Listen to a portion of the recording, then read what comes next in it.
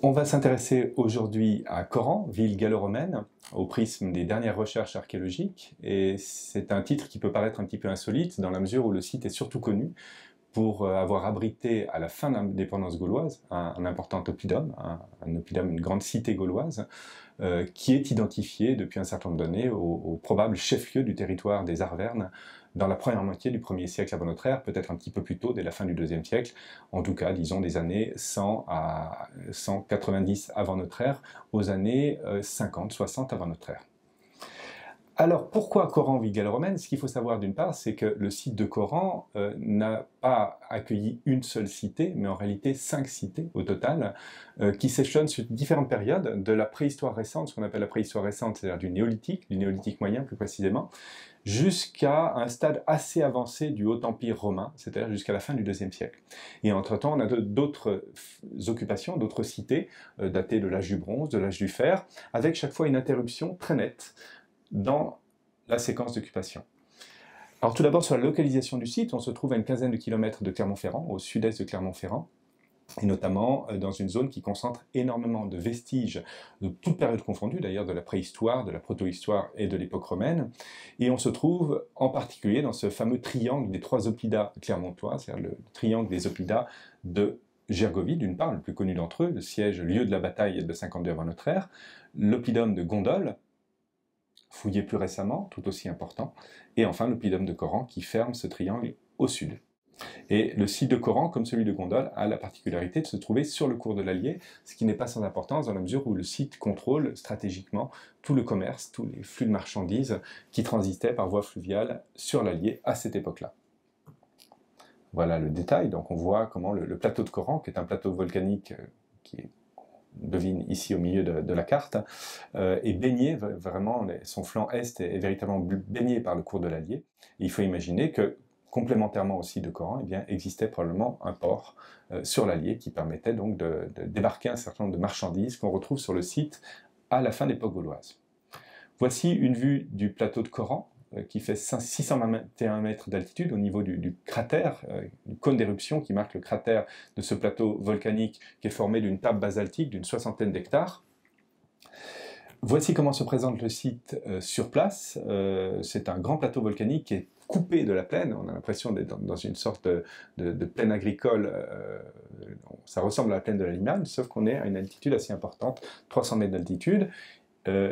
Comme on le voit ici au premier plan, ce site fait l'objet depuis une dizaine d'années d'une mise en valeur des vestiges, qui est à la fois initiée et financée par le conseil départemental du Puy-de-Dôme, et ce parc archéologique, visitable gratuitement toute l'année, eh bien, a permis de mettre en valeur les vestiges, en particulier du sanctuaire et du théâtre romain, dont on parlera dans un instant, et puis également une partie des habitats d'époque protohistorique et romaine qui ont été fouillés plus récemment et qui vont être inaugurés prochainement, à l'été 2021 probablement, et qui seront également visitables dans la continuité de ce parc archéologique.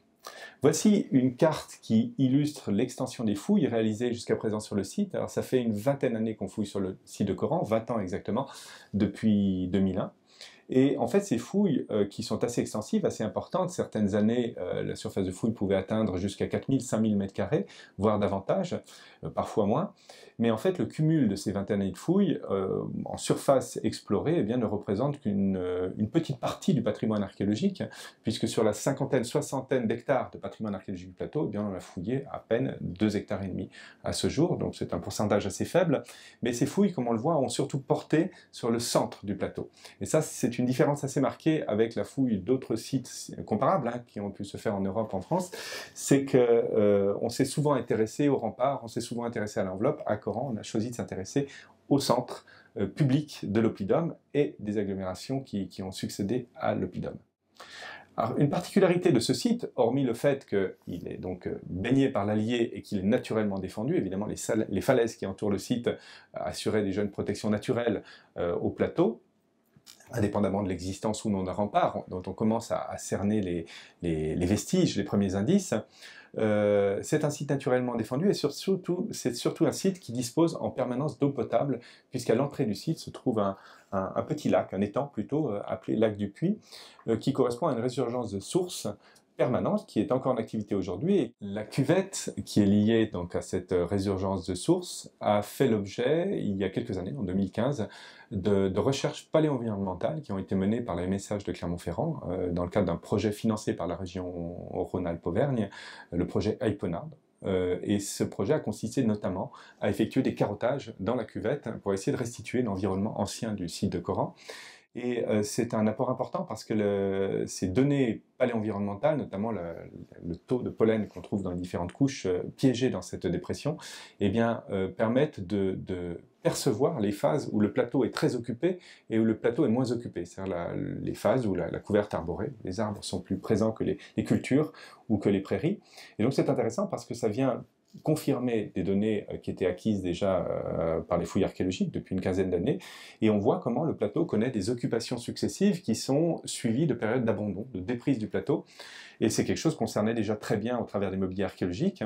Donc il ne faut pas imaginer que le site a été tout le temps occupé en continu depuis le néolithique moyen, depuis le milieu du 3e millénaire. Il connaît une première occupation importante au néolithique moyen, puis plusieurs occupations à l'âge du bronze, bronze ancien, bronze moyen, bronze final, la plus importante étant datée du bronze final, puis au premier âge du fer, vers 600 avant notre ère, puis à la fin de l'époque gauloise. Et ce qui est intéressant, c'est d'observer qu'il y a une continuité presque parfaite, par contre, entre l'époque gauloise et l'époque romaine. Et puis on aura à nouveau un abandon du site au IIe siècle qui ne sera pas suivi, en tout cas comme on peut le percevoir jusqu'à présent à travers des fouilles, qui ne sera pas suivi d'une reprise de l'occupation.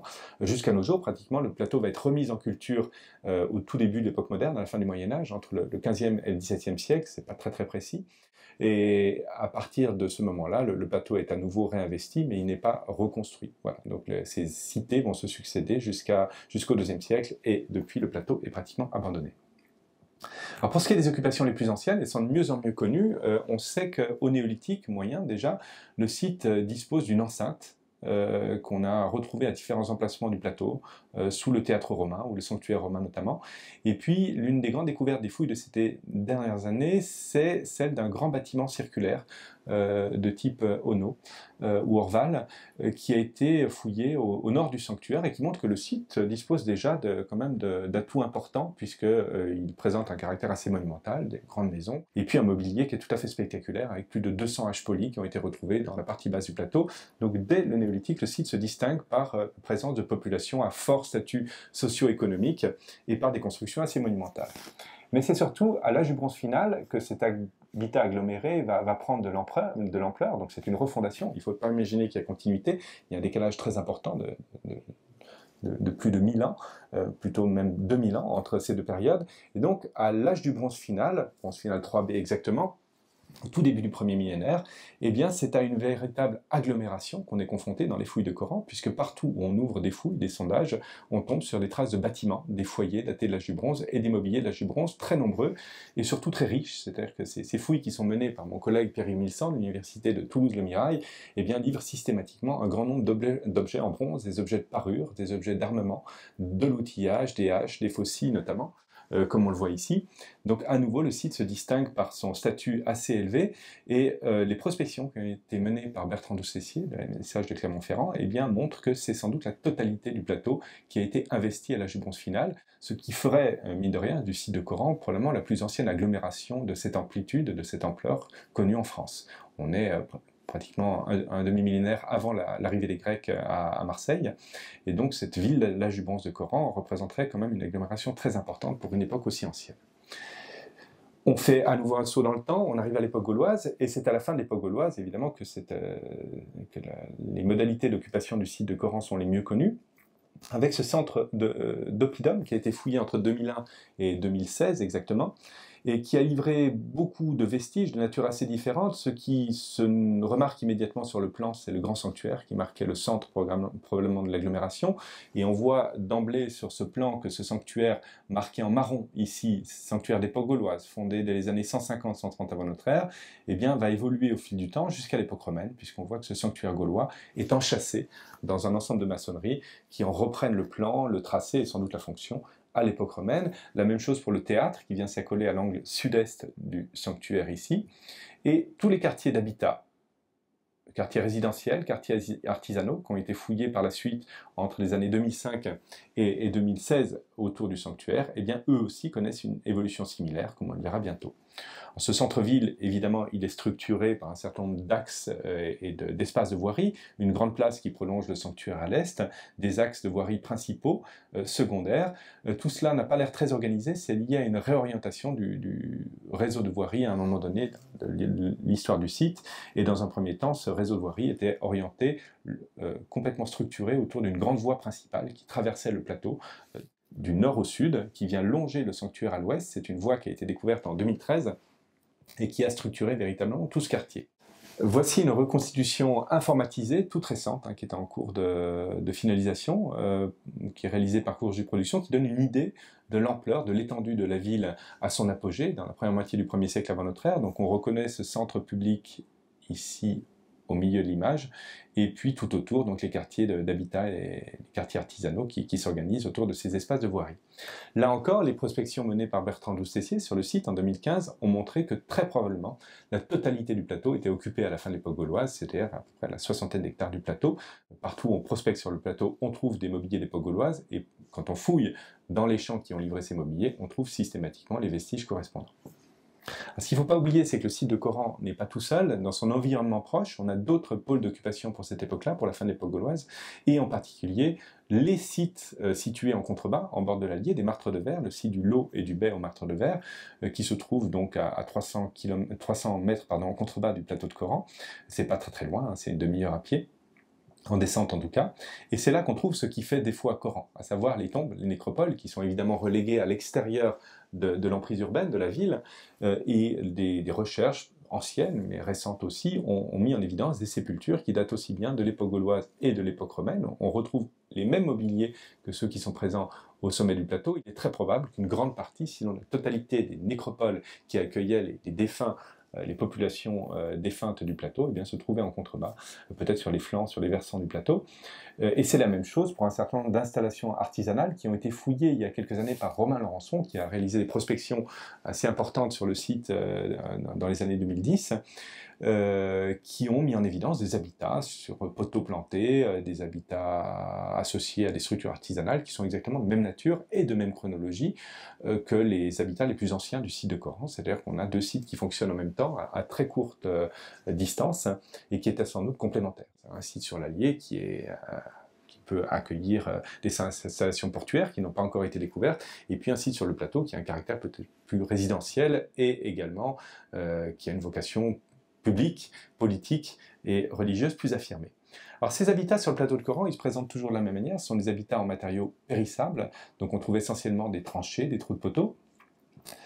C'est assez compliqué à fouiller et à débrouiller sur le terrain, puisque comme on le verra, il y a plusieurs séquences d'occupation successives qui se superposent, mais ces habitats aujourd'hui sont bien connus, on en connaît une vingtaine, on a fouillé une vingtaine sur le plateau, et ils se présentent toujours de la même manière, donc avec une ou deux parois porteuses et puis des poteaux.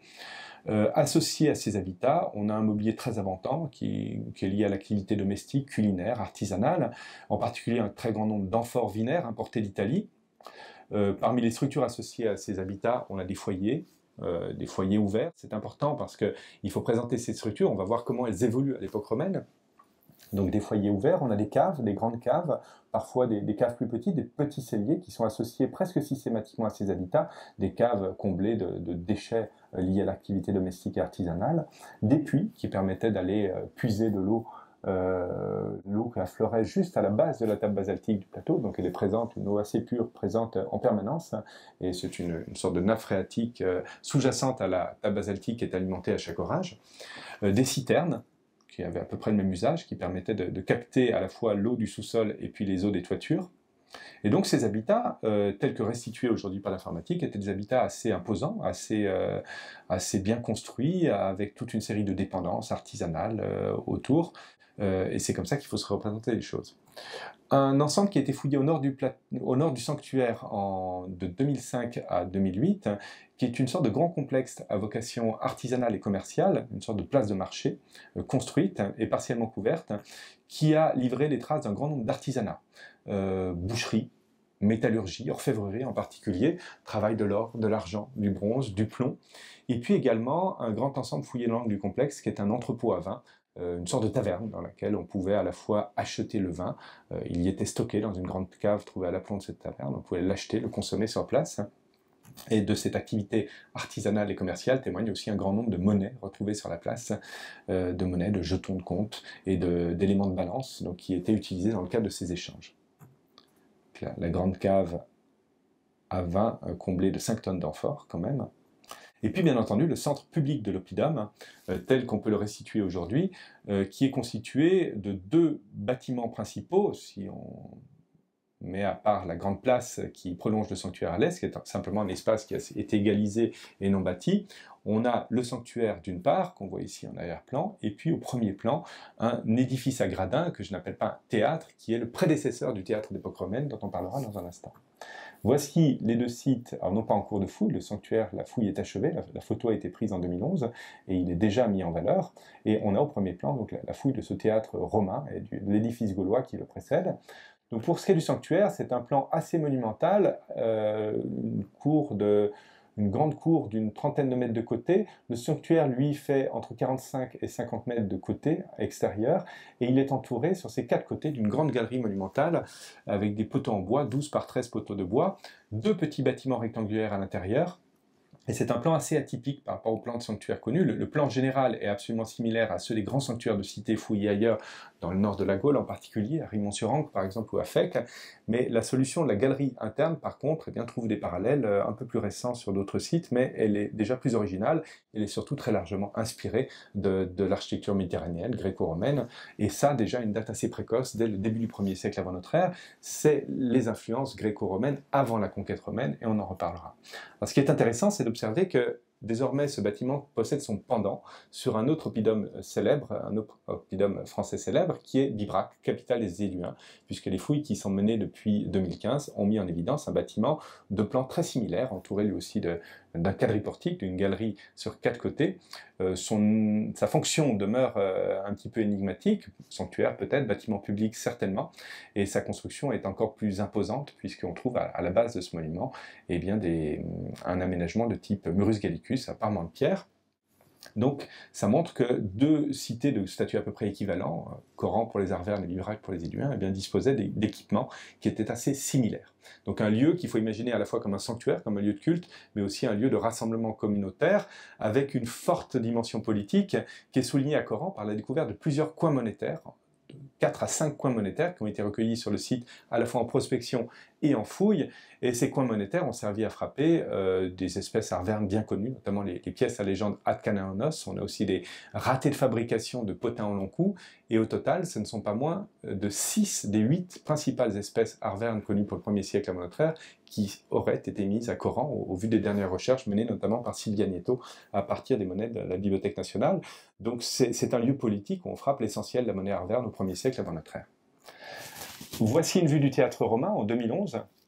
Une vue aérienne, ce théâtre romain a été martyrisé par les pelles mécaniques, par des travaux agricoles menés sur le site depuis les années 1970, mais c'est un édifice qui est très intéressant à plusieurs égards, et son premier intérêt, c'est son ancienneté, puisque les fouilles ont mis en évidence sous le théâtre romain, vous avez ici, dont on parlera dans un instant, eh bien, les traces d'un édifice antérieur d'époque gauloise, avec une sorte d'arène, d'hémicycle de même forme, de même plan et de même taille, creusé dans le rocher dès la fin du IIe siècle avant notre ère.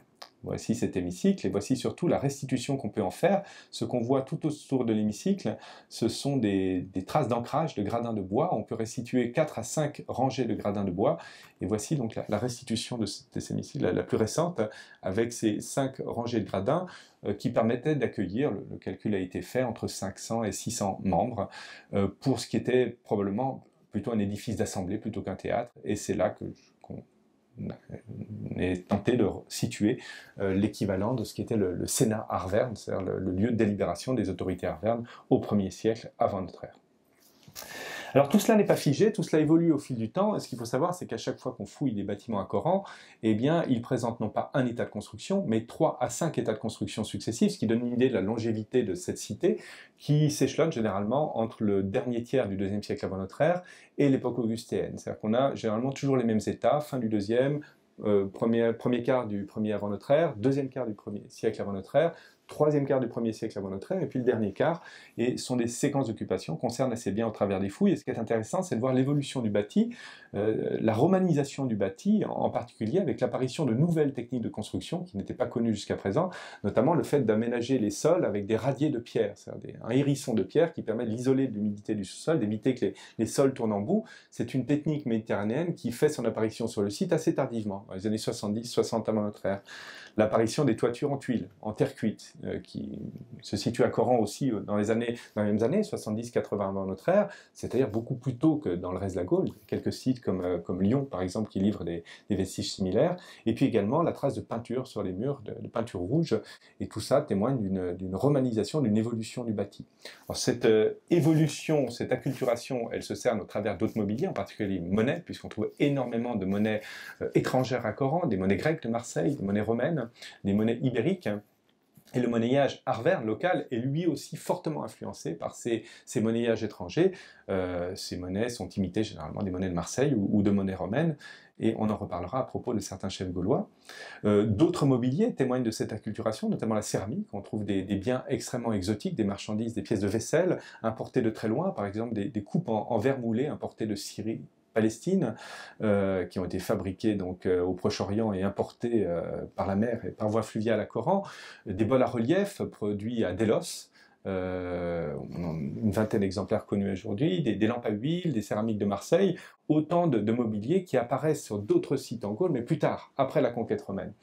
Et puis des petits objets qui, là encore, témoignent d'une très forte acculturation, des pièces de vaisselle en bronze, des pièces de parure, des pièces d'orfèvrerie, des bijoux, par exemple des bagues en fer, avec une pierre d'un taille, un motif hellénistique, et puis des objets qui témoignent quand même d'une évolution des modes de vie assez importante, avec des ustensiles liés à l'écriture, par exemple des stylets en os, qui permettaient d'écrire sur des tablettes en bois. Ça veut dire que les élites arvernes, à cette époque-là, maîtrisaient déjà l'écriture grecque ou romaine, ou latine, on le sait, puisqu'on trouve des graffitis sur les vases, et puis des instruments de chirurgie. Pratiquer la chirurgie, c'est pas la même chose que boire du vin, ça implique un savoir-faire, ça implique quand même un degré d'instruction, d'acculturation bien supérieur à ce qu'on pouvait le penser il y a encore quelques années. Puis des pièces d'orfèvrerie assez exceptionnelles, comme cette paire de fibules en or, produite en Italie du Nord, qui est à l'époque évidemment province romaine, on est dans les années 60-40 avant notre ère, et c'est intéressant parce que ces fibules sont très précisément datées du milieu du 1er siècle avant notre ère, c'est la période de la guerre des Gaules, leur période de fabrication c'est les années 60-40 avant notre ère, et ça montre que non seulement le site est encore en activité à cette époque-là, mais abrite encore des familles particulièrement importantes, puisque ces bijoux n'ont actuellement pas d'autre équivalent en Gaule que des paires de fibules identiques exposées au British Museum, trouvées sur l'île de Bretagne. Donc ce sont des bijoux tout à fait exceptionnels qui ont appartenu vraiment aux plus hautes sphères de la société arverne au 1er siècle avant notre ère. De la même manière, le petit pendentif hellénistique, ici, produit dans la région de Tarente, qui sont des pièces tout à fait exceptionnelles qu'on ne retrouve jamais sur les oppidats de cette époque. Cette acculturation, elle se marque par d'autres indices, notamment le fait qu'on commence à inhumer des bébés sous le seuil des maisons, des enfants morts-nés ou en très bas âge. C'est une pratique qui est très bien connue à l'époque romaine, mais qu'on cerne à Coran, là encore, plusieurs décennies avant la conquête romaine. Donc on voit bien que cette ville s'acculture petit à petit, ce qui fait que la conquête romaine va marquer une rupture, mais une rupture qui n'est pas si nette que sur d'autres cités de Gaule. Alors, comme je l'ai indiqué, c'est un site qui est occupé jusqu'à la guerre des Gaules, et sans rentrer trop dans le détail des études typologiques qui sont menées à la fois sur les monnaies, sur les céramiques ou sur les objets de parure, sur les petits objets, qui ont fait l'objet d'études assez importantes ces dernières années, la thèse de Mathieu Demière, récemment parue, ou la thèse de Romain Laurençon, en cours de publication. Et si on s'intéresse uniquement au monnayage, on peut affirmer sans aucun doute aujourd'hui que le site est non seulement occupé jusqu'au milieu du 1er siècle, mais connaît en fait son apogée dans le deuxième quart du 1er siècle avant notre ère, et c'est quelque chose qu'on cerne très bien au travers du monnayage, puisque le monnayage de Coran, qui couvre toutes les séquences de l'Athènes finale, jusqu'à l'époque romaine, eh bien, débute avec les potins en long cou, 2e siècle avant notre ère.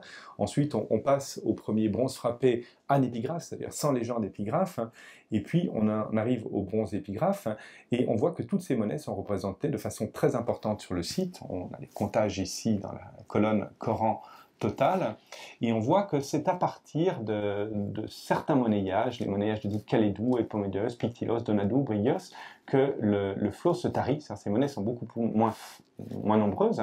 Donc toute la question est de savoir à partir de quand se situe le basculement. Est-ce qu'on est 10 ans avant la guerre des Gaules? Est-ce qu'on est à la fin de la guerre des Gaules, à la fin des années 50? Ou est-ce qu'on est 10 ans après? C'est très difficile à dire. Ce qui est certain en tout cas, c'est qu'une grande partie du monnayage frappé à Coran, monnayage épigraphe, donc les monnaies à légende Adkanaonos en particulier, dont au moins un, voire deux coins monétaires ont été retrouvés sur le site, et c'est une espèce qui est présente à plus de 150 exemplaires sur le site, eh bien ce sont des monnaies qui datent de la toute fin de la guerre des Gaules, puisqu'elles sont très fortement apparentées au monnayage de Vercingétorix, ici à gauche, et puis au monnayage à légende Épos. Et quand on regarde la chronologie de ces monnayages, eh bien, on se rend compte effectivement qu'une grande partie du monnayage présent à Coran, qu'on trouve toujours dans les couches les plus récentes, stratigraphiquement, c'est très très bien calé, dans les couches de la TND2B, pour parler de façon un petit peu technique, donc des années 50, fin des années 60, années 50, eh bien, ces monnayages présentent de très fortes affinités iconographiques et typologiques. En d'autres termes, le site a frappé monnaie de façon assez intensive encore dans les années 50 avant notre ère. Et quand on compare les monnayages de Coran avec ceux d'autres sites, des sites de Gondol et de Jagovie, on ne va pas rentrer de façon approfondie dans la comparaison des trois sites, on se rend compte que le faciès monétaire de Coran, qui est ici quantitativement le plus abondant, on parle ici uniquement des monnaies arvernes, 1400 monnaies arvernes, au total ce sont entre 3 et 4000 monnaies qui ont été recueillies sur le site, mais ici on parle uniquement des monnaies arvernes. Évidemment une grande part du monnayage a déjà été frappée au IIe siècle et dans la première moitié du 1er siècle avant notre ère, ce sont les monnayages en bleu et en vert ici, et les monnayages liés à la guerre des Gaules ou postérieures sont inférieurs numériquement. Mais ils sont loin de représenter une proportion négligeable, puisqu'on parle de plusieurs centaines de monnaies, et en fait, une grande partie des monnaies de Coran sont précisément datées de la guerre des Gaules. C'est vraiment dans les décennies qui vont suivre la guerre des Gaules, les monnayages à légende EHPAD aux cavaliers notamment, ou à légende Verca, qui sont des monnayages frappés à partir des années 40, plutôt 30 ou 20 avant notre ère. Là, évidemment, il y a un déficit, puisqu'on les trouve à Coran en beaucoup plus petit nombre, 42 pièces pour la première, ce qui n'est pas négligeable non plus, et une dizaine de pièces pour la seconde. En revanche, tout le faciès antérieur est très bien documenté à Coran. Donc pour résumer, l'oppidum de Coran est occupé entre le milieu du deuxième siècle avant notre ère avec la fondation du sanctuaire jusqu'au milieu du 1er siècle avant notre ère, et toute la question est de savoir ce qui est devenu du site après. Donc Coran à l'époque romaine, c'est une ville oubliée à différents titres.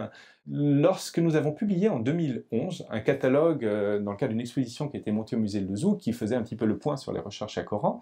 Donc ce catalogue était très largement dédié à la ville gauloise de Coran, un petit peu aux occupations qui l'ont précédé, et j'avais consacré un chapitre à Coran après la ville gauloise, dans lequel je défendais l'idée que la ville de Coran, qui avait été une grande cité à l'époque gauloise, eh bien, était complètement abandonnée à la fin de la guerre des Gaules, un petit peu après, un tout petit peu avant, et devenait un simple lieu de mémoire, un lieu fréquenté uniquement pour son sanctuaire. J'avais tout faux, c'est une erreur, il arrive que les recherches progressent, hein, et là il faudrait rédiger complètement ce chapitre, pour différentes raisons. Alors d'une part, ces ruines romaines à Coran, elles ont toujours été visibles, et c'est une découverte assez importante qui a été réalisée par l'un de nos étudiants il y a quelques années, Rémi Ranouille, qui a travaillé également à la message de Clermont-Ferrand, qui est un plan ancien, archivé aux archives départementales du Puy-de-Dôme, qui représente l'état du Puy-de-Coran en 1777, à la fin du XVIIIe siècle. Donc on y voit beaucoup de choses, déjà la cuvette, la dépression à l'entrée du plateau avec son réservoir, sa source qui était déjà aménagée, mais surtout les ruines romaines y sont reportées. C'est-à-dire que vous avez le sanctuaire de Coran ici, et les ruines qui ont été fouillées à l'ouest du sanctuaire, qui ont toujours affleuré à la surface des champs, malheureusement qui étaient bien mieux conservées à l'époque, puisque ces ruines étaient recouvertes de pierriers qui les avaient protégés de l'activité agricole, et malheureusement, c'est un phénomène récent qui remonte à 20 ou 30 ans sur le site, et bien l'usage d'engins mécaniques, de pelles mécaniques pour araser ces pierriers, en récupérer les pierres à des fins de concassage, et bien détruisent, broient complètement les vestiges antiques qu'il y a dessous, et nous, archéologues, on court derrière ces pelles mécaniques pour essayer de documenter les miettes qui ont été laissées par le passage des engins, comme j'aurai l'occasion de l'illustrer dans un certain nombre de cas. C'était le cas pour le sanctuaire, pour le théâtre, pour tous les habitats fouillés autour. On ne récupère généralement que 30 à 40% du bâti antique, et ce serait déjà dommage s'ils avaient été détruits au fil des siècles, mais quand on sait qu'ils ont été détruits en l'espace des 20 ou 30 dernières années, ça nous met un petit peu en colère. Voilà. Alors ici on voit les vestiges qui affleurent à la surface des champs, sur des champs, sur des clichés aériens qui ont été pris par Bertrand Doucessier il y a quelques années, et donc ce sont ces vestiges romains qui sont longtemps passés inaperçus, alors que les vestiges gaulois ont focalisé l'attention. Alors ça s'explique tout simplement par l'état d'avancement des fouilles. En 2001-2012, de 2001 à 2012, on a fouillé essentiellement le sanctuaire et les quartiers qui le jouxtent au nord et à l'est, et là, effectivement, les vestiges romains sont assez peu nombreux. Vous avez ici les vestiges d'époque laténienne. Les vestiges d'époque romaine, alors on a observé très tôt que le sanctuaire avait été reconstruit à l'époque romaine, c'est déjà quelque chose qui avait été observé au début des années 1990. Le théâtre qui a été découvert en 2010, eh bien, c'était un théâtre romain d'époque romaine qui succédait à un édifice à gradins d'époque gauloise, mais quand on s'éloignait un petit peu de ces deux bâtiments, eh bien, on avait quelques tracés de maçonnerie qui apparaissaient en bordure de la fouille, en 2008 par exemple, au nord du sanctuaire, ici, et puis un tout petit bâtiment d'époque augustienne à l'est de la place. Donc c'était pas très important et on pouvait en déduire que le site n'était pas très occupé à cette époque-là. Ce qui est vrai aussi, c'est qu'à cette époque, donc dans la deuxième moitié du 1er siècle avant notre ère, et puis au début du 1er siècle, c'est le site de Gergovie qui prend un essor tout à fait important, indépendamment de l'existence ou non de l'oppidum à Gergovie avant la conquête. À la guerre des Gaules, c'est certain, puisque la bataille se déroule là. Mais c'est le site de Gergovie qui prend le relais, et puis bien entendu le nouveau chef-lieu, Augustonemetum, qui sera fondé à partir d'Auguste, la fin du règne d'Auguste, dans la plaine à Clermont-Ferrand. Et en fait, quand on a élargi les fouilles au-delà de cette place, à partir de 2013 et jusqu'en 2017, eh bien, on s'est rendu compte que ce sanctuaire et ce théâtre étaient en fait entourés de quartiers d'habitat très importants et qui se développent sur une grande partie du plateau. Et on ne les avait pas vus, tout simplement parce que la grande place qui entourait le sanctuaire à l'époque gauloise a été élargie à l'époque romaine et on n'était pas encore arrivé aux limites de cette place. C'est pour ça que c'est une découverte assez récente, et c'est un acquis donc des recherches qui ont été menées entre 2013 et 2017 que de faire sortir de terre enfin cette ville romaine, qui au départ se présente sous une forme assez discrète, et donc j'aurai l'occasion de recommander ce plan ultérieurement, mais comme je l'ai dit, à la fin de la guerre des Gaules, ou juste après la guerre de Gaulle, disons à la fin des années 50, après 52, dans les années 40 à notre ère, le site connaît assurément une baisse d'activité. On le cerne très bien au travers des quantités céramiques, des quantités de mobilier. Ça ne veut pas dire que le site est abandonné. On y trouve toujours des dizaines, des centaines même de monnaies. On y trouve beaucoup de céramique, mais quantitativement, comparativement à ce qui était trouvé dans les décennies qui ont précédé, c'est moins. Et c'est logique puisque d'autres sites prennent leur essor à ce moment-là. Il n'en demeure pas moins qu'au début de l'époque augustienne, donc dans les années 30-20 avant notre ère déjà, on a des signes d'une reconstruction du bâti. Donc les bâtiments continuent à être occupés, le sanctuaire continue à être utilisé, le théâtre continue à être utilisé, et les habitats sont occupés. Et on a des reconstructions ponctuelles qui se dessinent à l'époque augustienne, et des choses assez intéressantes. Tout d'abord du côté de la source, à l'entrée du plateau, on a recoupé en 2018, dans le cadre d'une petite intervention qui s'était déroulée tout près de la source, suite donc au projet paléo-environnemental mené par Ipona en 2015, et on a mis en évidence un enclos assez important, avec un mur en pierre sèche qui vient encadrer, enserrer la source, et cet enclos en pierre sèche, le voici. On a recoupé juste l'angle sud-est ici. Il avait déjà été repéré en prospection géophysique, par GEOLAB. En particulier, ce sont des données qui ont été élaborées par François-Xavier Simon, dans le cadre du projet Ipona. Et donc cet enclos est très visible. Il fait, comme le sanctuaire, exactement 50 mètres de côté. Il présente à la fois la même orientation et le même plan, et donc on se demande à quoi correspond cet enclos d'époque augustienne qui vient enchasser la source. Ça peut être un enclos qui vise simplement à la protéger des bêtes sauvages ou des intrusions, mais on peut penser, pourquoi pas, à un deuxième lieu de culte qui venait enchasser le lieu de culte, et c'est intéressant à ce titre de voir que on sait que le sanctuaire de Coran a été fondé sur une diagonale, qui vient relier les deux points opposés de l'angle du sanctuaire, et quand on prolonge cette diagonale, eh bien, on arrive aux angles de l'enclos autour de la source. Donc il y a un lien spatial, peut-être symbolique, entre les deux enclos, qui est assez intéressant. Mais laissons ça de côté. Donc à l'époque augustienne, le sanctuaire principal de l'oppidum de Coran est également reconstruit, refait, au moins ponctuellement, et on trouve des traces de ces réfections d'époque augustienne un petit peu partout dans le bâti du sanctuaire, à l'entrée, dans le petit bâtiment A qui jouxte l'entrée à droite. Et cette reconstruction a dû prendre un caractère assez monumental, puisqu'on trouve des bases de colonnes, notamment, qui ont été récupérées par la suite, qui renvoient à cet état de reconstruction. Donc à l'époque augustienne, on a les traces d'un embellissement du sanctuaire, mais malheureusement, il n'en subsiste pas grand-chose, puisque le sanctuaire, comme tous les bâtiments antiques du plateau, a lui aussi subi l'intervention des pelles mécaniques dès les années 1990, et comme on le voit ici, le bâti romain est extrêmement dégradé, il a été arasé par les pelles mécaniques et éventré en grande partie par des tranchées dont on voit ici l'intervention dans les sols. Voilà. Pour ce qui est du théâtre, on a des travaux là aussi assez importants, mais qui restent assez discrets sur le terrain. On comble complètement l'hémicycle d'époque gauloise. On va réaliser une esplanade sur laquelle va être construite une nouvelle structure à gradins, en bois probablement.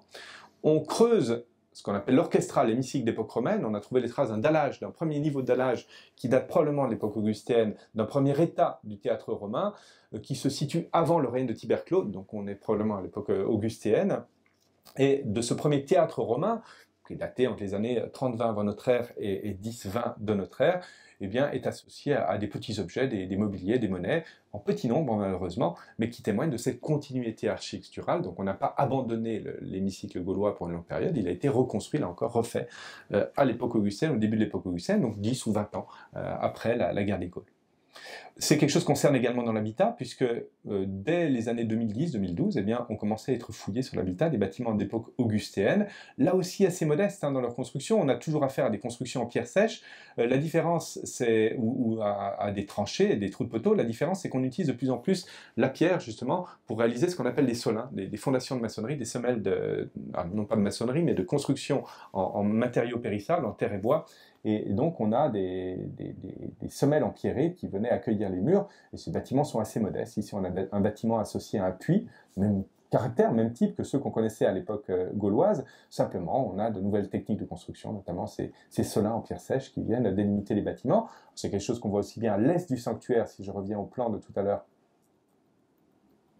Voilà, ici aussi bien à l'est du sanctuaire, là, qu'à l'ouest. On trouve la trace un petit peu partout, associé à des mobiliers contemporains.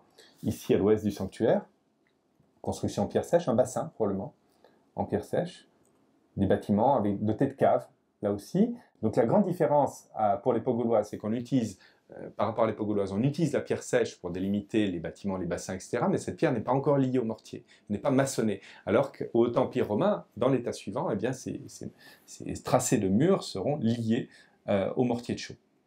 Voilà, et systématiquement, on retrouve en association avec ce bâti augustéen précoce, eh bien, des céramiques, des monnaies, qui datent de l'époque augustéenne. Alors la principale découverte pour cet état-là, c'est la découverte d'un atelier de potier à l'est du sanctuaire, à l'est donc de la Grande Place, qui a été fouillé de 2010 à 2012. Là encore, un bâtiment qui a été massacré à la pelle mécanique en 2012 par l'un des exploitants de la parcelle qui voulait récupérer un petit peu de terre cultivable. Et donc on est intervenu un petit peu en urgence l'année suivante, en 2013, pour essayer de documenter ce qui pouvait encore l'être. On a constaté d'ailleurs les dégâts, mais on a pu quand même documenter l'essentiel des structures conservées de cet atelier de potier. Et cet atelier est très intéressant parce qu'il montre toutes les structures qui correspondent à chaque étape de la fabrication potière. Voici une vue au sol de cet atelier. Donc on y trouve aussi bien une structure, une cave qui servait au stockage de l'argile, avec une petite rampe qui permettait d'aller puiser l'argile au fur et à mesure des besoins, un bassin de marchage pour travailler l'argile, des fosses de tour, un puits qui permettait d'humecter, d'humidifier l'argile, et puis bien entendu le four de cuisson qui permettait de cuire les vases. Et ce qui est intéressant, c'est que les productions associées à cet atelier, identifiées au travers d'un certain nombre de ratés de cuisson et d'un grand nombre de tessons qui correspondent aux mêmes productions sur le site, eh bien elles sont assez similaires à celles qui ont été mises en évidence dans l'atelier voisin de l'oppidum de Gondol. C'est-à-dire qu'on trouve des céramiques qui sont à la fois inscrites dans la tradition potière indigène, avec ces grandes jattes à bord rentrant, qui ont une forme un peu différente de celle qu'on connaissait à l'époque gauloise, mais dans la même tradition, et puis l'apparition de plats, d'assiettes, qui eux sont vraiment de tradition méditerranéenne. Ce sont des plats dits à enduit rouge pompéiens, c'est de la vaisselle d'importation romaine dans un premier temps, qui va être imitée par les potiers locaux, donc qui témoignent à la fois d'un changement du répertoire céramique, mais surtout d'un changement des modes alimentaires, puisqu'on passe d'une alimentation qui est liquide ou semi-liquide, un brouet de céréales qui est consommé mélangé à de la viande, à de la graisse, à des légumineuses, etc., qu'on consomme dans un récipient plus ou moins fermé, à de la nourriture solide, des galettes, de la viande qu'on va couper dans l'assiette et servir sur des plats. Donc c'est une modification assez importante. Et à partir de cette époque, l'époque augustéenne, on va avoir un certain nombre de vestiges qui s'inscrivent dans la tradition gauloise antérieure, mais aussi un certain nombre d'innovations qui témoignent justement de cette romanisation des populations locales. Alors, par exemple, l'atelier de potier, justement, il va être abandonné à la fin du règne d'Auguste et au début du règne de Tibère pour laisser place à un bâtiment d'habitation avec une cave qui, cette fois-ci, est maçonnée. On avait une cave en pierre sèche pour l'époque augustéenne, pour le changement d'air. Là, c'est une cave maçonnée qui est construite sous le règne de Tibère Claude, comme une majorité des bâtiments maçonnés de l'oppidum. Donc une cave plus large, plus vaste, plus confortable, plus solide. Et malheureusement, le bâtiment a disparu. Il a été entièrement emporté par les pelles mécaniques en 2012. En revanche, ce qu'on a retrouvé dans la cave, ce sont des restes d'enduits peints, par exemple, qui montrent que ces bâtiments étaient dotés de décorations colorées, qui en font des bâtiments assez confortables d'un certain statut. Alors intéressons-nous à cette ville de Coran Haute-Empire. Donc là, on va parler de la ville qui correspond vraiment à la période impériale du règne, de la fin du règne d'Auguste, Tibère, donc des années 20-30 après Jésus-Christ, jusqu'à la fin du IIe siècle de notre ère, chapitre d'à peu près 150-170 ans. Et là, les vestiges sont très nombreux. Commençons par le sanctuaire. On a parlé de cette reconstruction du sanctuaire. C'est bien entendu à cette époque-là que les vestiges du sanctuaire romain sont les plus visibles, les plus perceptibles sur le terrain. Encore que là encore, on voit les dégâts causés par les pelles mécaniques. Sur cette image prise au cerf-volant en 2005, à la fin des fouilles, on voit les tranchées à la pelle mécanique qui viennent éventrer les bâtiments un petit peu partout. De la galerie ne subsiste la galerie, la grande galerie qui succède à la galerie sur poteau gauloise, qui elle a subsisté, puisque ce sont des traces d'ancrage qui ont subsisté dans le substrat volcanique. Et bien de la galerie romaine ne subsiste plus que 20% en réalité du bâti qui était présent initialement et qui a dû être conservé jusqu'aux années 1970 et 1980 et détruit après. Voici le plan de ce sanctuaire qui est très lacunaire de ce fait, et la grande nouveauté, puisque le principe de la galerie sur 4 côtés est repris, l'entrée subsiste, les 2 bâtiments qui encadraient l'entrée sont repris également, en tout cas le bâtiment nord, on a retrouvé la trace pour l'époque romaine. La nouveauté, c'est qu'on va édifier dans l'axe de la porte un nouvel édifice, qui est un édifice de culte typiquement romain, ou gallo-romain plutôt, qui reprend des plans d'édifices gaulois intérieurs, avec un plan tout à fait caractéristique qui est formé de 2 carrés emboîtés, une sorte de tour centrale entourée d'une galerie, et voici la restitution de ce bâtiment proposé donc, par Courjus Productions il y a quelques années. Ce sanctuaire d'époque romaine a livré un grand nombre de mobiliers, moins abondant que pour l'époque romaine, un petit peu de statuaire, des pièces de parure, des fibules, des bagues à pierre d'intaille, qui témoignent d'une activité soutenue, mais beaucoup moins importante qu'à l'époque gauloise. C'est un sanctuaire qui est fréquenté, qui est utilisé régulièrement. On a longtemps pensé que c'était un simple lieu de mémoire. Aujourd'hui, on sait que ce sanctuaire s'inscrivait dans une agglomération à part entière, mais disons, l'activité n'est pas aussi importante qu'à l'époque gauloise, c'est évident. Pour ce qui est du théâtre, eh bien, le théâtre, comme je l'ai dit, donc, connaît une reconstruction. Voici le théâtre tel qu'il a été restauré par les équipes de fouilles en collaboration avec le département du Puy-de-Dôme, donc propriétaire des parcelles et qui a mené et financé la restauration en 2015. Il a été inauguré en 2015. C'est un théâtre tout à fait modeste, mais qui a livré des vestiges intéressants. Là aussi, là encore, complètement massacré à la pelle mécanique, et ce sont des travaux récents, hein, vraiment. On voit bien les tranchées qui sont venues perforer l'arc de cercle de l'orchestra, qui ne laisse subsister que quelques chicots de murs un petit peu partout. Heureusement, par miracle, le bâtiment de scène a été épargné. Alors la première chose qu'il faut savoir, c'est que le théâtre vient s'accoler à l'angle sud-est du sanctuaire, c'est une particularité assez intéressante. Et ce qui est intéressant, c'est de voir que le théâtre a été construit dans la continuité du sanctuaire romain. Comme je l'ai dit tout à l'heure, le sanctuaire est construit sur la diagonale, et ce qu'ont montré les études récentes du bâti que j'ai pu consacrer à ce théâtre, qui est en cours de publication, dont la publication sortira avant la fin de l'année, c'est qu'en fait l'enclos du théâtre est dans la continuité de cette diagonale. Si on prolonge la diagonale du sanctuaire, eh bien on arrive dans l'angle du théâtre, et vous avez tout un jeu de correspondance entre les deux, qui montre qu'en fait, le théâtre a été conçu comme une sorte de deuxième enclos cultuel, rectangulaire, doté d'une scène et d'une orchestra, mais c'est un petit peu le même principe. Donc les modules de construction ont été identifiés également. On a un même module qui correspond à une double pertica de perticaïstes, c'est-à-dire à peu près 12 mètres, des 2 perches aboutées qui faisaient à peu près 12 mètres de long, et c'est un module qui a été systématiquement utilisé pour la construction du bâtiment de scène et de l'orchestra, qui fait exactement une pertica de diamètre, et ensuite de tous les rapports de mesure de l'édifice, comme le montre le schéma que vous avez sous les yeux. Alors, du théâtre ne subsiste en réalité finalement plus que le bâtiment de scène, qui était assez bien conservé, dont le pulpitum, donc la façade avant, était décorée d'un parement un petit peu particulier, avec des parties en opus réticulé en nid d'abeille. Ce qu'on appelle la cavea. du théâtre, c'est-à-dire l'espace qui accueillait les gradins pour les spectateurs.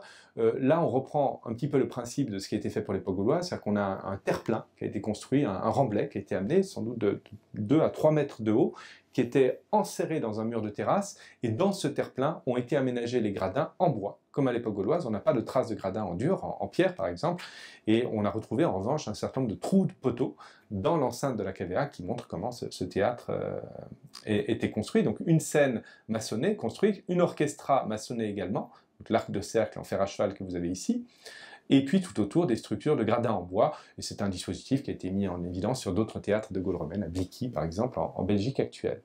Alors, le théâtre de Coran, il est assez atypique de par son plan, mais il n'est pas sans exemple. Vous avez ici 2 exemples à droite, le théâtre de Trèves-Albartal, en Allemagne actuelle, chez les Trévires, dans le nord de la Gaule, d'une part, qui présente un plan assez analogue avec cette cavea, donc cette enceinte quadrangulaire, polygonale en réalité, puisqu'elle n'est ni carrée ni rectangulaire. Comme le sanctuaire, on a affaire à des modes de conception, de planification des édifices à la gauloise. On n'utilise pas des angles droits, mais des angles qui sont légèrement ouverts ou légèrement fermés.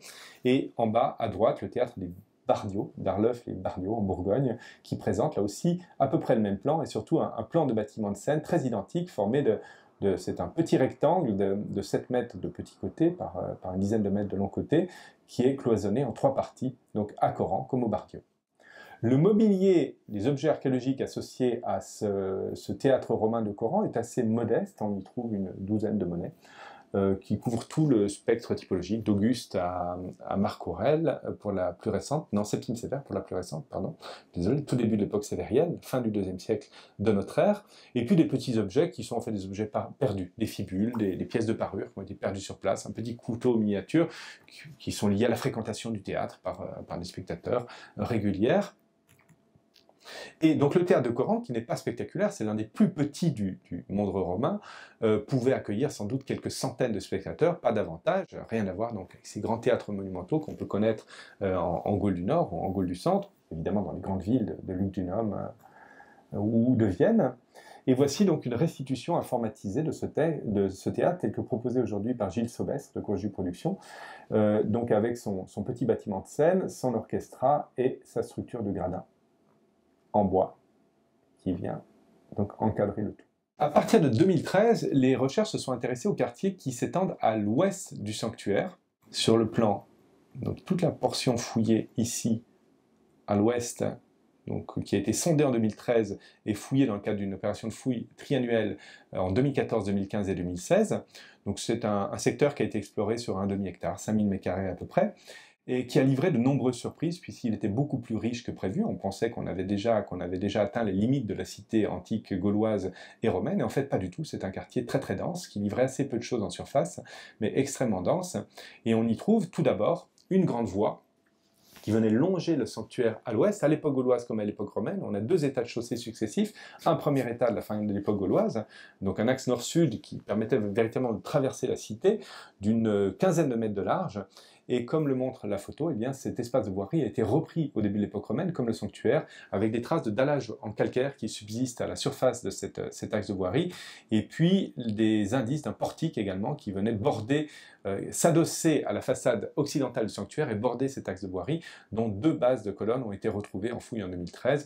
Tout le reste a été détruit malheureusement par les tranchées réalisées à la pelle mécanique par les agriculteurs le long de la façade du sanctuaire, donc il est peu probable, on l'a recherché, mais c'était entièrement détruit, qu'on retrouve les traces de ce portique à l'avenir.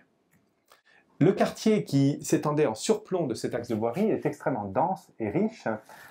Donc c'est ce qu'on appelle les quartiers ouest, qui s'étendaient à l'ouest du sanctuaire, sont subdivisés en 2 zones, une zone sud et une zone nord. La zone sud a été fouillée en 2014-2015, et comme le montre le plan que vous avez sous les yeux, c'est un quartier qui est très densément occupé dès l'âge du bronze final. On a pas moins de 3 à 4 bâtiments de l'âge du bronze final retrouvés dans ce quartier. Ensuite, on a des bâtiments de la fin de l'époque gauloise, une dizaine de bâtiments datés de l'époque gauloise, 5 bâtiments principaux et leurs dépendances, et puis à nouveau une dizaine de bâtiments d'époque romaine qui viennent se superposer à ces bâtiments d'époque gauloise, ou sont construits juste à côté, et qui vont être occupés jusqu'à la fin du IIe siècle. Donc c'est un quartier qui nous permet vraiment d'appréhender dans le détail, avec des bâtiments relativement bien conservés, même s'ils ont eux aussi subi l'action des pelles mécaniques, eh bien l'évolution justement de l'oppidum entre la fin de l'époque gauloise et l'époque romaine. Alors ces bâtiments d'époque gauloise, ils sont assez importants. On a d'ailleurs des bâtiments très tardifs qui datent de la guerre des Gaules, ou juste après, qui ressemble beaucoup aux bâtiments fouillés sur le Pinum de Gondole, qui correspondent à cette séquence-là, notamment ce grand bâtiment sur cave ici, qui a été fouillé à l'ouest du quartier, un grand bâtiment sur cave. La cave fait 5 mètres par 5 mètres de côté et pratiquement 3 mètres de profondeur, donc c'est un espace très très imposant, important, qui était accessible via un emmarchement d'allées dalles en calcaire avec un pilier central qui permettait de supporter la charpente, et le bâtiment était édifié dessus. On a retrouvé les poteaux porteurs du bâtiment. Donc c'est un bâtiment de typologie tardive qui correspond à ceux qu'on trouve à Gondole, qui établit le lien justement entre les dernières maisons de l'occupation gauloise et les premières maisons liées à l'occupation romaine. Juste à côté de ce bâtiment, eh bien, on trouve un premier bâtiment d'époque romaine. Là, on va faire un petit peu la visite de ces bâtiments, mais rapidement, puisque le temps va nous manquer pour les décrire tous. Tout d'abord, notez que ces bâtiments romains, eh bien, leur plan reprend souvent le plan des bâtiments gaulois antérieurs. Et là, on voit ici comment les tranchées, ce qu'on appelle les tranchées de sablières, qui accueillaient des poutres horizontales qui étaient insérées dans le sol et qui supportaient le bâti d'époque gauloise dès la fin du IIe siècle et au début du 1er siècle avant notre ère. Donc vous avez l'une de ces grandes tranchées ici à gauche qui est reprise presque au même emplacement par un mur romain. Et on voit la superposition ici en rouge, les tranchées qui délimitent le bâtiment d'époque gauloise, et en vert, la reprise de ce plan à l'époque romaine. Donc vous avez une superposition presque parfaite des deux, et ça montre la continuité du bâti, la continuité des populations. Ça montre justement qu'on n'a pas d'interruption à Coran entre la fin de l'époque gauloise, entre les années 50-60 avant notre ère et l'époque augustienne. C'est-à-dire que les bâtiments sont repris au même emplacement, ils ont évolué. C'est une reconstruction, une phase de réflexion, mais il n'y a pas véritablement d'abandon entre les deux. Par contre, il y a des innovations architecturales, et la première, c'est l'usage du mortier comme liant pour les pierres. On n'utilise plus uniquement des structures de pierre sèche, mais on va lier les murs avec du mortier de chaux, ce qu'on appelle l'opus cementitium, et c'est la même chose pour les sols. Là où on avait des sols qui étaient réalisés avec des hérissons de pierre, on a un hérisson de pierre ici à droite, mais ce hérisson va être recouvert d'une chape de mortier de chaux. Donc ça paraît important sur la forme, mais en réalité, c'est juste une amélioration du bâti. Le plan des bâtiments reste le même pour l'essentiel, et les techniques restent à peu près les mêmes. Simplement, elles vont évoluer, elles sont plus confortables, elles protègent mieux les bâtiments et les sols, surtout de l'humidité du sous-sol, des remontées d'humidité, mais on a une continuité assez évidente. Un autre de ces bâtiments, doté d'une grande cave, et là, on voit le système d'emmarchement de la cave qui est assez élaboré, avec notamment des gonds, des traces de crapaudines qui accueillaient les gonds de la porte. Donc ces portes ouvraient sur l'extérieur, le bâtiment se trouvait au-dessus. Si je reprends le plan là, le bâtiment est de plan rectangulaire, il vient recouvrir la cave.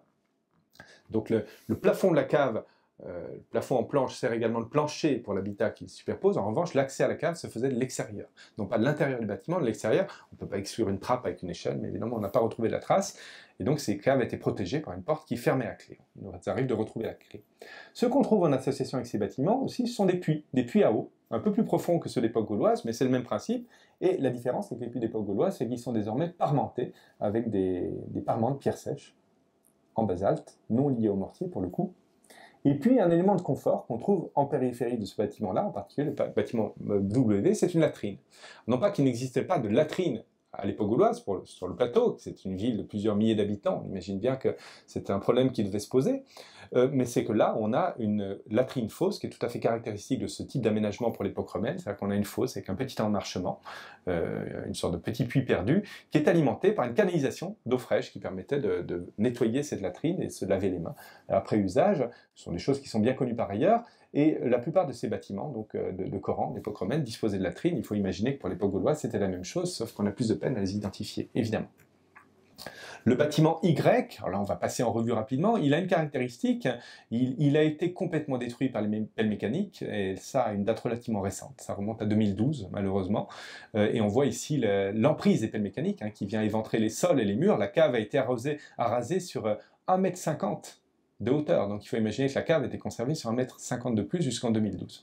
Et cette cave a une particularité, c'est qu'elle a livré de très grandes quantités d'enduit peint, une quarantaine de caisses d'enduit peint, et l'étude de ces enduits peints, réalisée par Charline Roussel, une étudiante de l'Université Lumière Lyon 2, eh bien, a permis de restituer le décor, l'un des décors donc, de cette cave, qui était assez élaboré, là encore. Donc il montre que ces bâtiments, qui sont très mal conservés aujourd'hui, un petit peu martyrisés, eh bien, présentaient un état de conservation assez satisfaisant au départ, et surtout était assez luxueux. On trouve également des éléments d'antéfix ou d'acrotère en pierre, des éléments de décoration en terre cuite et en pierre qui montrent que ces bâtiments étaient assez prestigieux. Un autre de ces bâtiments, le bâtiment Z, fouillé plus au sud, dont il ne subsiste là plus qu'une bande de 2 mètres, épargné par le passage des pelles mécaniques de part et d'autre. On voit la tranchée ici et là, et donc il n'en reste pas grand-chose, mais heureusement un bloc cuisine. Ce bâtiment était doté d'une cuisine, donc d'époque romaine, assez bien construite, avec un petit logement ici qui permettait de stocker le bois ou les cendres. Et donc, ce sont des blocs cuisine bien connus dans d'autres villes romaines qui montrent que ces bâtiments étaient assez confortables et dotés d'équipements liés à la vie domestique. Là encore, une petite latrine en bordure du bâtiment, avec sa canalisation.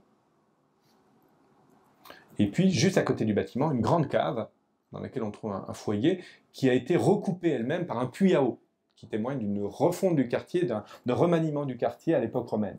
Et puis, juste à côté, un bassin, qui est le strict équivalent des citernes d'époque gauloise. Il a la même forme, le même plan, les mêmes dimensions d'époque gauloise, sauf que là, eh bien, les parements de la citerne ne sont pas construits en pierre sèche, mais en pierre maçonnée, liée au mortier, qui rend évidemment ce bassin plus étanche, mais on peut imaginer qu'il avait exactement la même fonction, c'est-à-dire recueillir et stocker l'eau potable qui était utilisée par les habitants du quartier environnant. Alors, le secteur nord de ces quartiers ouest a été fouillé donc en 2016. Il n'est pas moins riche en découvertes, sauf que là encore, et on voit très bien sur l'image comment le bâti romain a été martyrisé par le passage des pelles mécaniques. On suit ici une longue tranchée de pelles mécaniques qui vient éventrer les deux bâtiments et n'en laisse subsister que les chicots de maçonnerie de part et d'autre. C'est très dommage, puisque ces travaux à la pelle mécanique ont été réalisés en 2005 et en 2012, là encore, donc à une date relativement récente, hors contrôle des services de l'État. Ici, donc, ce bâtiment V, dont on a documenté ce qui restait à documenter en 2016, donc, et on voit donc une petite portion du sol qui a survécu donc, entre les tranchées de pelle mécanique, ici, et heureusement qu'on a pu documenter cette petite portion, parce que, donc là on voit ici la section de sol du bâtiment, qu'il faut imaginer que jusqu'en 2005 en tout cas, et peut-être même jusqu'en 2012, eh bien la totalité du bâtiment était conservée à cette hauteur-là, et aujourd'hui il est détruit à 80%, il n'en subsiste plus que cette petite bande, et c'est bien dommage, puisque c'est une bande qui a livré des enduits-pins d'assez belle qualité, des enduits-pins donc, qui datent du 1er siècle de notre ère, avec des décorations végétales, des plinthes mouchetées, des choses qui sont bien connues à Clermont-Ferrand, mais aussi à Lyon-Vienne pour la même époque, des décors inscrits dans la tradition du IIIe siècle pompéien, et c'est quelque chose qui est fréquemment trouvé à Coran sous forme de petits fragments déplacés, détruits. C'est rare de les trouver en place, et c'est vraiment dommage qu'on ait pu documenter ça sur une longueur plus importante, mais ça montre là encore que ces bâtiments étaient assez confortables. Donc on voit qu'à l'époque romaine, il y a vraiment une modernisation du bâti. Les bâtiments reprennent le plan des constructions d'époque gauloise, mais ils sont beaucoup plus confortables, beaucoup mieux décorés, beaucoup plus prestigieux. Mais en tout cas, on n'a pas l'impression d'assister à une perte de statut du site à l'époque romaine, simplement que ce statut il s'exprime plutôt justement au travers du bâti, de la construction, qu'au travers de la consommation du vin ou de l'armement, comme c'était le cas à l'époque gauloise. Là encore, une petite cuisine associée à ce bâtiment. On arrive bientôt au bout. Et là, un élément intéressant, c'est qu'on va trouver dans la cour de ces bâtiments d'époque romaine, eh bien, des inhumations de bébés, de périnataux, ou d'enfants morts en bas âge, comme on en avait déjà des indices à la fin de l'époque gauloise, à l'époque romaine. C'est une pratique qui semble se généraliser, et on trouve assez fréquemment dans les cours de ces bâtiments, donc des squelettes d'enfants, parfois inhumés dans une petite tombe en tuiles, coffre de tuiles, comme ici. Puis le dernier bâtiment de la série, le bâtiment U, qui là encore a été presque entièrement détruit par les pelles mécaniques. Sa caractéristique, c'est qu'il est associé à une petite cave, de petits modules, qui est construite cette fois-ci plutôt dans la tradition gauloise, même si elle date de l'époque romaine, et puis un puits à eau, là encore, semblable à celui que je montrais il y a un instant. Alors évidemment, le mobilier archéologique associé à ces occupations est très abondant, très nombreux. On trouve beaucoup de céramique, notamment, qui permettent de dater les différents états de construction et de reconstruction du quartier. Il y en a 3 au total. Donc un premier sous le règne de Tibère, Claude, un deuxième à la fin du 1er siècle, règne de Trajan, et puis un dernier état de réfection autour du milieu du 2e siècle, et ensuite on assiste à un déclin assez rapide de l'agglomération. Ce qu'on trouve beaucoup, c'est la céramique sigillée de l'atelier voisin des Martres de Verre, on y reviendra dans un instant, et en revanche, pour ce qui est des petits objets, du petit mobilier, eh bien, il faut bien reconnaître que le faciès est beaucoup moins abondant, beaucoup moins riche, beaucoup moins diversifié qu'à l'époque gauloise. On trouve surtout des objets de parure, des fibules de tout type, qui ont du 1er siècle au 2e siècle de notre ère, quelques bagues à pierre nataille, une petite vingtaine de monnaies, dont le faciès va du règne d'Auguste au règne d'Aelius César, donc jusqu'à la fin du 2e siècle précisément. Et quand on confronte le faciès à la fois des céramiques et des monnaies avec ce qu'on peut trouver ailleurs, ce qui est intéressant, c'est de voir que l'habitat a une durée d'occupation assez courte par rapport à ce qu'on trouve ailleurs.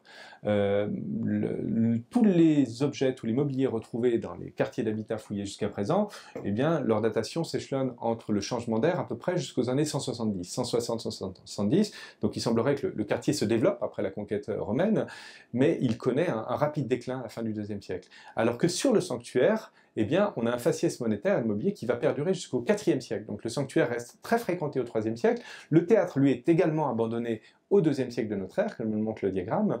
Donc c'est assez intéressant parce qu'il semblerait que les quartiers d'habitation sont abandonnés à la fin du IIe siècle, alors que les monuments publics, en tout cas le sanctuaire, pour le théâtre c'est moins évident, eh bien, vont perdurer, ils vont continuer à être fréquentés, et c'est à partir de ce moment-là qu'on peut penser que le site eh bien, devient un simple lieu de mémoire qui est fréquenté régulièrement, mais n'est plus une agglomération importante. Alors, parmi ces mobiliers, on trouve des choses intéressantes, notamment beaucoup de céramique qui comportent des graffitis. Donc la généralisation de l'usage de l'écriture, et on trouve des noms gaulois, Caturix probablement, ici, à 3 exemplaires sur un tesson sigillé, qui montre que les populations résidentes ne sont pas des populations romaines, venues d'Italie, pas des immigrants, pas des migrants, mais des populations qui résidaient déjà sur l'oppidum. Les classes supérieures, l'élite, l'aristocratie a sans doute déserté le site au profit du nouveau chef-lieu, Gergovie, Augustum et Mettum, à partir de l'après-guerre des Gaules. En revanche, les populations moyennes, les classes moyennes, les populations modestes restent sur le site, et on en retrouve la trace, on en retrouve les noms sur les vases. Et donc, ça pose la question du statut du site à cette époque. Tout d'abord, de son étendue, de son extension. Et là encore, les prospections pédestres réalisées par Bertrand Lucchesi en 2015 montrent que les vestiges d'époque romaine, ils sont moins étendus qu'à l'époque de l'âge du bronze, finale par exemple, ou l'époque gauloise, mais ils sont loin de se limiter aux quartiers fouillés jusqu'à présent, puisqu'on en trouve la trace quand même sur une trentaine d'hectares en amont du plateau. On a des traces de bâtis antiques au sommet du plateau, et en réalité, il est probable que cette agglomération devait, de façon continue ou discontinue, couvrir déjà une grande partie du plateau, donc la cinquantaine ou la soixantaine d'hectares occupables du plateau devait l'être à l'époque romaine. Du point de vue du statut de l'agglomération, aussi bien le bâti, les mobiliers, puis l'évolution du sanctuaire et du théâtre montrent bien que Coran n'est plus la grande capitale, le chef-lieu qu'elle a été avant la conquête romaine, mais il n'en demeure pas moins que c'est une agglomération relativement importante sur l'axe nord-sud qui est constitué par la vallée de l'Allier et puis les voies terrestres liées. C'est d'ailleurs la première agglomération romaine qu'on rencontre à une quinzaine de kilomètres de Clermont-Ferrand. Elle a pu d'ailleurs tenir lieu d'étape sur le réseau routier, puisqu'on avait des étapes routières tous les 15 et les 30 kilomètres. Et donc elle a pu avoir cette fonction-là. C'est une agglomération qu'on peut rapprocher aussi d'une agglomération anciennement connue au Martre de Verre, au pied du plateau, ce qu'on appelle traditionnellement l'agglomération secondaire des Martres de Verre, qui a longtemps été considérée comme une agglomération à part entière, puisqu'on y trouve quelques éléments de bâti monumental qu'on rattachait volontiers à un forum peut-être, ou à un édifice thermal. Et en réalité, jusqu'à présent, de cette agglomération sont surtout connues les structures artisanales, c'est-à-dire qu'ont été fouillés un moulin, des ateliers de potiers qui ont fabriqué massivement de la sigillée, comme les ateliers Lezoux, entre le 1er et le 2e siècle de notre ère, mais pas de traces d'un centre public, pas de traces de quartier résidentiel, sinon peut-être les habitats des artisans qui résidaient sur place. Donc on peut se demander aujourd'hui, compte tenu de la proximité des deux sites, si ces deux sites n'en font pas qu'un, comme à l'époque gauloise. Comme à l'époque gauloise, on avait déjà une dualité avec un centre public et des quartiers résidentiels et artisanaux sur le plateau, et puis une zone plus portuaire et artisanale en contrebas. On peut se demander si ce n'était pas la même chose à l'époque romaine, et si ces deux agglomérations, celle de Coran et des Martres de Verre, n'en formaient pas qu'une, puisque finalement on trouve à Coran les bâtiments résidentiels et les édifices publics qui font défaut aux Martres de Verre, et autant on a un atelier de potier à Coran pour l'époque augustienne, autant on n'en a pas pour les époques plus récentes. Cet atelier de potier ne va pas perdurer à l'époque où les ateliers des Martres de Verre connaissent leur apogée, au 1er et 2e siècle. En revanche, un indice très important a été recueilli en 2016 dans la cour du bâtiment U, que j'ai présenté il y a un instant. C'est un fragment de moule de sigillé qui correspond à un potier bien connu dans les ateliers des Martres de Verre. Et donc, c'est sans doute un indice assez fort que les artisans potiers ou les propriétaires des ateliers de poterie qui étaient en activité au Martre de Verre, eh bien, résidaient sur l'oppidum. Donc, ce qui va vraiment dans le sens d'une fusion des deux sites, et il ne faut pas oublier que jusqu'à la fin du 19e siècle, les communes de Coran et les Martres de Verre étaient fusionnées en une seule. C'est-à-dire la commune de Coran dépendait des Martres de Verre. Voilà l'état des connaissances sur cette ville romaine. Quel avenir pour les recherches portant sur cette ville? On est à peu près à un stade intermédiaire après 20 ans de recherche, et bien normalement, ces recherches devraient se poursuivre cet été dans un secteur complètement nouveau du plateau, c'est-à-dire le sommet du plateau de Coran, du Puy de Coran, qui n'a jamais été exploré à ce jour, où les prospections ont montré qu'on a sans doute une occupation de l'âge du bronze final, de l'époque gauloise et peut-être de l'époque romaine. Et pour l'époque romaine, ce qui est intéressant et triste à la fois, c'est que l'éventration et l'évacuation d'un pierrier qui se trouvait à cet emplacement jusqu'en 2009 sur les photos satellitaires, eh bien, a mis en évidence un probable bâtiment antique dont les maçonneries affleurent à la surface des champs, comme c'était le cas en contrebas du plateau. Et à l'emplacement de ce bâtiment, eh bien, on retrouve de nombreux fragments de tuiles romaines, de mortiers de choses qui semblent confirmer cette idée-là. Et donc on aurait un bâtiment de plan carré rectangulaire qui semble entouré d'un système d'enclos, qui peut correspondre à différentes choses. Ça peut être un système d'enclos lié à de l'habitat, comme on en a dans la partie basse du plateau, peut-être, pourquoi pas un quartier de l'agglomération qui serait étendu jusque-là, pourquoi pas un bâtiment d'habitat périphérique à l'habitation, une sorte de villa suburbaine qui serait établie sur le versant sud du plateau. Mais une troisième hypothèse doit être gardée à l'esprit, c'est qu'on se trouve à cet emplacement précis, au mètre près, au sommet géographique du plateau, 621 mètres d'altitude, et c'est le seul point du plateau à partir duquel on peut voir à la fois le sanctuaire romain de Coran, reconstruit au 1er siècle, et de l'autre côté, côté ouest cette fois-ci, un autre sanctuaire qui a été identifié à la base du plateau de Coran, qui est le sanctuaire de la Softa, ici, qui se trouve de l'autre côté de l'autoroute A75. Vous avez ici le sanctuaire de Coran, que j'ai présenté tout à l'heure, le lieu de fouille envisagé pour cet été, l'été 2021, et ici le sanctuaire de la Softa. C'est un sanctuaire très spectaculaire, mis en évidence par les photographies aériennes du CERA, par Bernard Clémenceau en particulier, dont le plan donc, est assez bien connu. Et là encore, la proximité de ces deux sanctuaires pose la question de leur rapport. Est-ce que ces différents sites, Martre de Verre, la Softa, Coran, n'en forment pas qu'un? Une voie a été identifiée, un tronçon de voie important par Marion Dacot dans le cadre de recherches menées au début des années 2010 dans le secteur. Et donc, on est en train de se rendre compte que tout cela forme probablement un seul ensemble, en tout cas fonctionnait en complémentarité. Et l'une des questions qui se pose, c'est de savoir si on n'a pas au sommet géographique du plateau un troisième sanctuaire qui établissait le lien visuel entre les deux autres. Mais évidemment, ce sont des choses qui restent à établir et seule la fouille permettra de l'établir.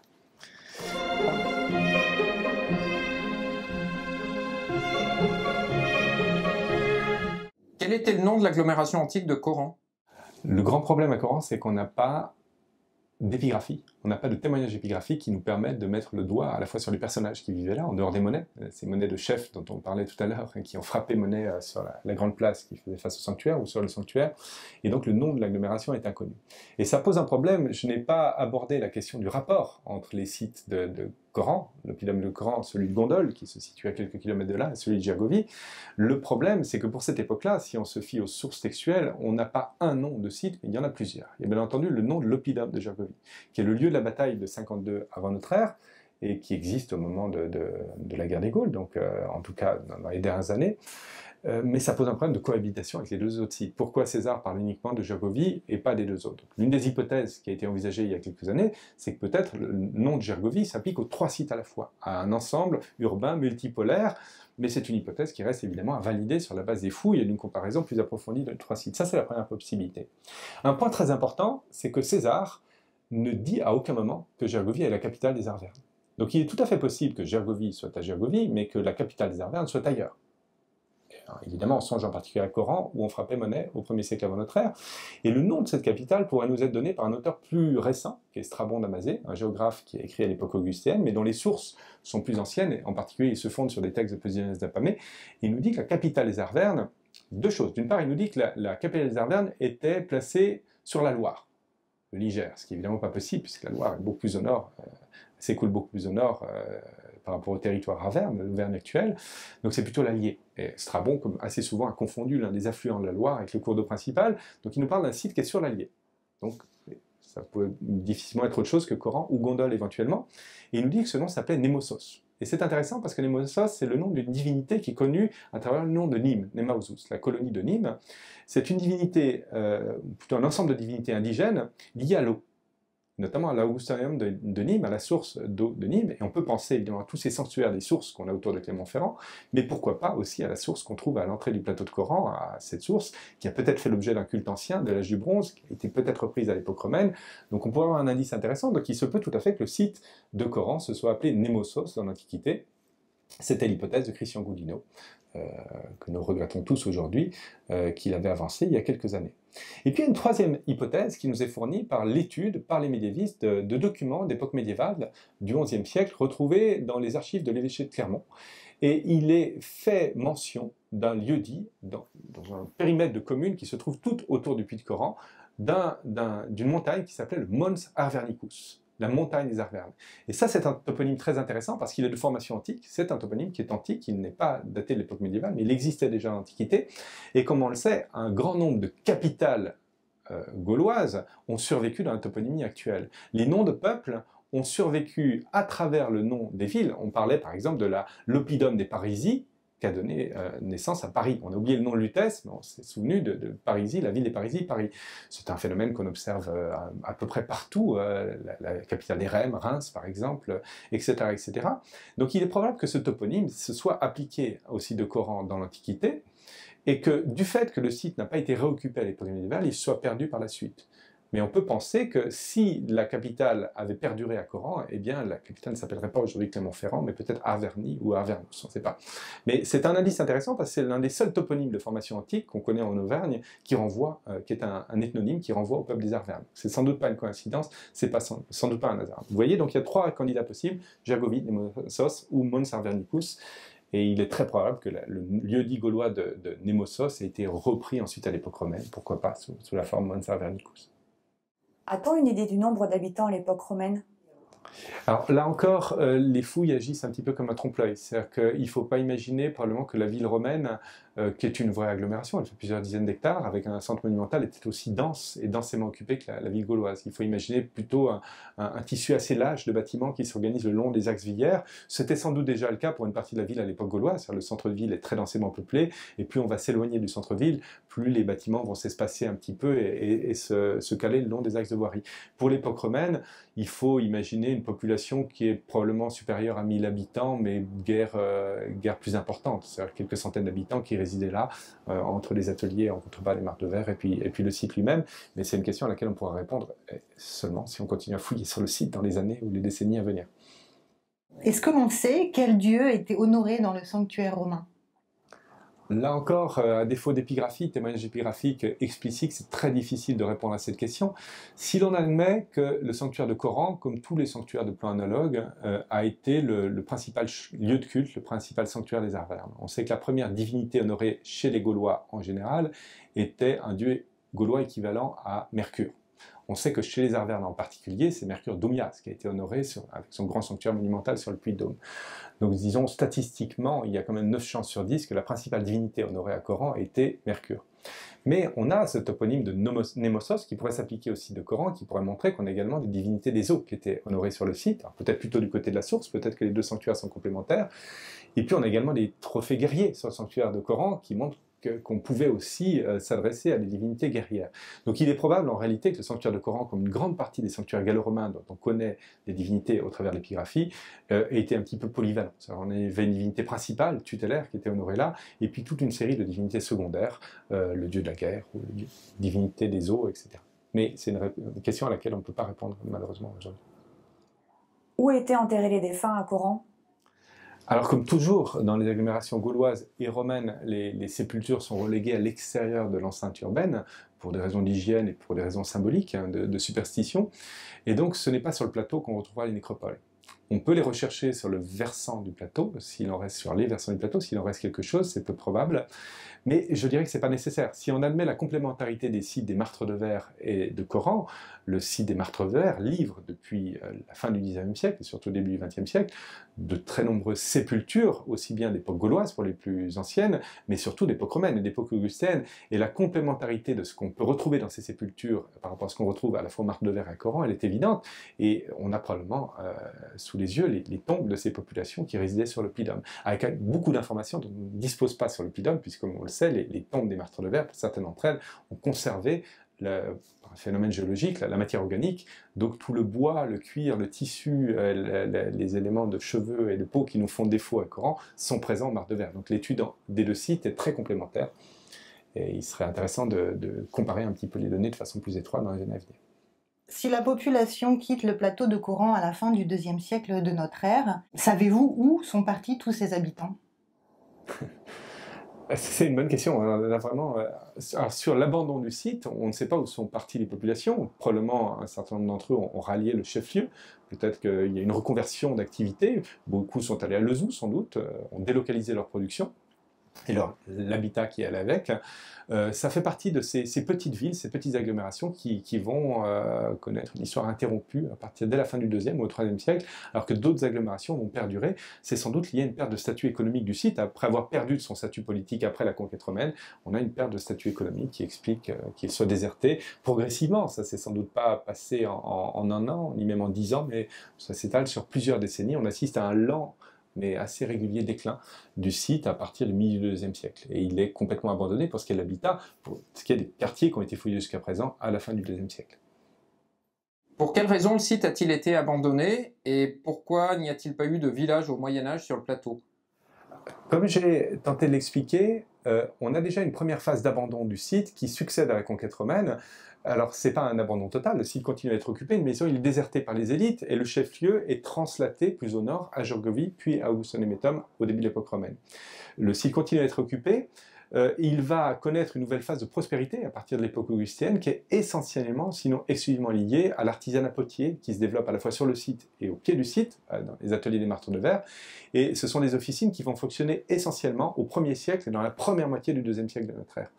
Après, on assiste à un déclin, à un déport de ces productions, à Lezou déjà, et puis plus au nord, en Gaule du Nord-Est, cet artisanat sigillé décline à la fin du 2e siècle, et il est probable que ça va sonner le glas de l'occupation de Cloran, c'est-à-dire que le site perd de son attractivité, le chef-lieu n'est plus là, les ressources en argile ou en eau ne servent plus à grand-chose, et donc le site va être complètement déserté à partir du 3e, 4e siècle. Le sanctuaire, lui, continue à être fréquenté. On trouve des indices qui vont jusqu'au 4e, 5e siècle, mais il faut aussi compter avec le chantier de destruction, de démolition du sanctuaire, qui peut laisser des traces. En tout cas, jusqu'à la fin du 3e siècle, on a une activité qui est assez soutenue sur le sanctuaire.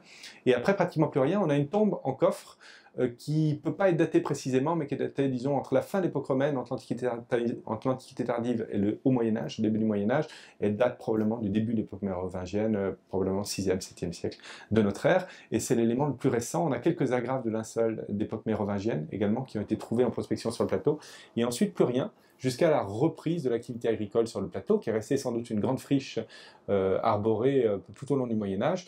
Et cette friche va être petit à petit colonisée par les cultures à partir du XVIe, XVIIe siècle.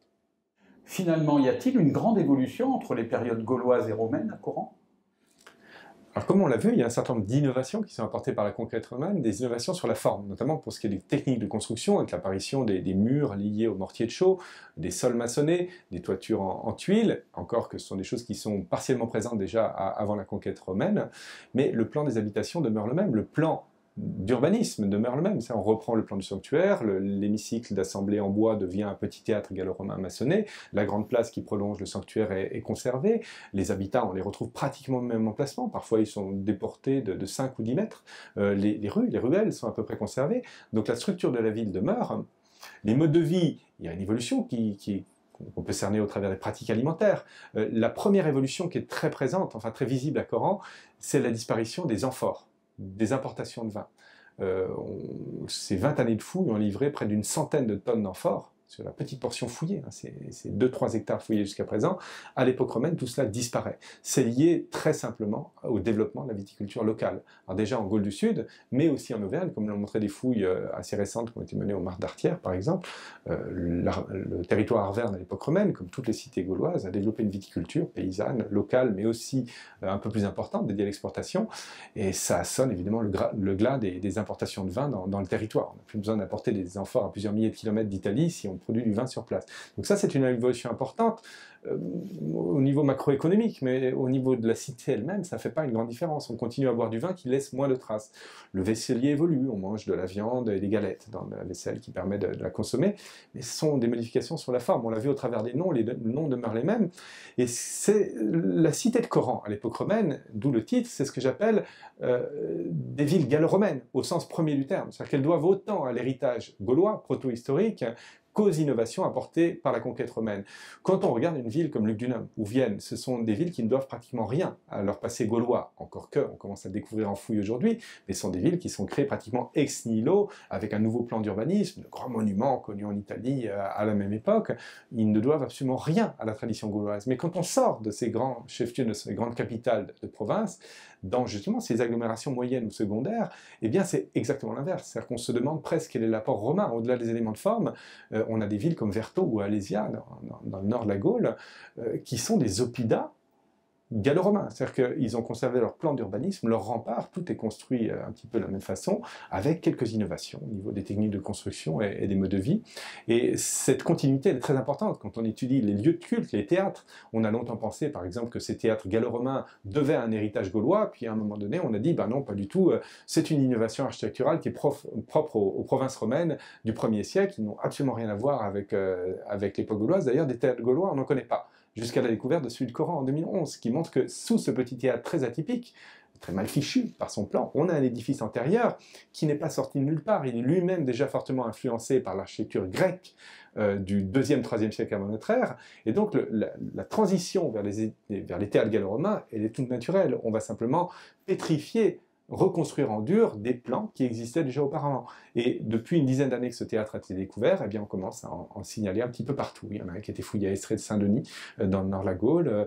On a retrouvé un hémicycle un peu du même type que celui de Coran sur la résidence de Paul, dans les Côtes d'Armor. Et il est à Paris, dans les décennies à venir, eh bien ces choses-là vont se multiplier. Et c'est intéressant parce que ça permet de mieux appréhender justement cette phase de transition entre l'époque gauloise et l'époque romaine, et de redonner sa légitimité, surtout au terme de gallo-romain, qui a été un petit peu galvaudé ces dernières années.